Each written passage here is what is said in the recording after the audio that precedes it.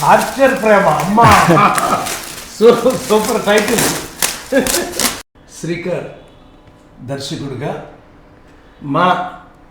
మాదాల రంగారావు గారి మనవడు, మా మాదాల రవి కుమారుడు. అంటే ఒక్కొక్క తరం దాటి రెండో తరం మూడో తరం మా మాదాల రవి 10 సినిమాలు చేశాడు. ఇప్పుడు కూడా చేయబోతున్నాడు, నాకు తెలుసు. మేము కలిసి చేస్తామని కూడా నాకు నమ్మకం ఉంది. కానీ ఈలోపు తాత మార్గాన్ని తండ్రి మార్గాన్ని వదిలెట్టి ప్రేమ మార్గాన్ని అనుకున్నాడండి పిల్లలు. అది మరి ఒక అద్భుతమైన ప్రేమ కథా చిత్రంతో ప్రజెంట్ చేయాలనుకున్నాడు తన జీవితాన్ని. ఏమో తెలియకుండా ప్రేమలో కూడా విప్లవాలు ఉంటాయి, మీకు తెలుసో లేదు.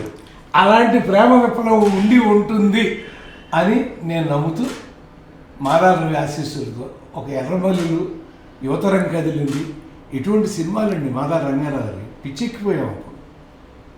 అసలు ఆయన సినిమా వస్తే చూడకపోతే మాకు ఇవన్నీ అనవసరం, భుజం మీద 2 అనవసరం అన్నట్టుగా ఉండేదండి మాకు. అలా పరిగెత్తేవాళ్ళం. ఆయన 3వ తరం వారసుడు ఇవాళ సన్నీ, నువ్వు హీరోగా అద్భుతంగా రాణించాలి.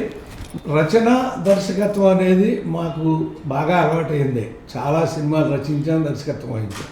కానీ నిర్మాతలు మేము కాదు. కానీ ఈయన రచన దర్శకత్వం నిర్మాత దాసనారాయణరావు గారి లెక్కలో దాసనారాయణరావు గారు నిర్మాతగా కూడా ఉండేవాడండి.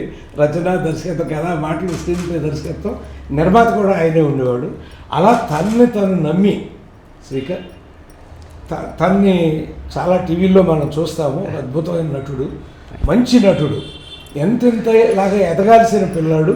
తనకు ఎందుకో ఈ మార్గంలోకి రావాలని ఒక అద్భుతమైన ప్రేమ కథా చిత్రం చూడండి. అసలు అంటే ప్రేమ అంటే మామూలుగా రెగ్యులర్గా మీరు గమనించి మీరు చూసేటువంటి ప్రేమ కాదండి.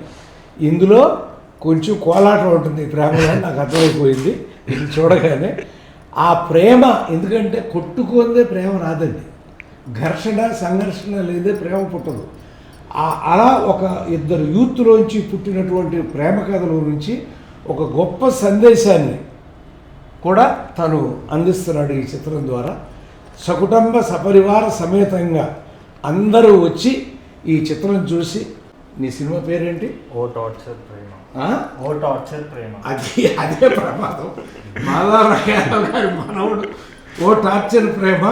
ఆయమ్మాయిని ఇన్ని టార్చర్ పెడతాడా, నువ్వు ఆయమ్మాయిని టార్చర్ పెడతావు మాకు ఎవరికి. కానీ ఇందులో ఎప్పుడైనా సరే ప్రేమ ఎప్పుడు సుఖాంతం అవుతుందండి. ఇక్కడో దేవదాసులు లాంటి సినిమాలు తప్ప ఎప్పుడైనా సుఖాంతం అయితే తీరుతుంది. అందరినీ కూడా అభినందిస్తూ ఈ సినిమా 100 రోజుల ఫంక్షన్లో మళ్ళీ మనందరం కలుసుకోవాలని నేను కోరుకుంటాను. Thank you sir. అందుకని భగవంతుని కూడా వేడుకుంటున్నాను. ఆల్ ది బెస్ట్ నాన్న.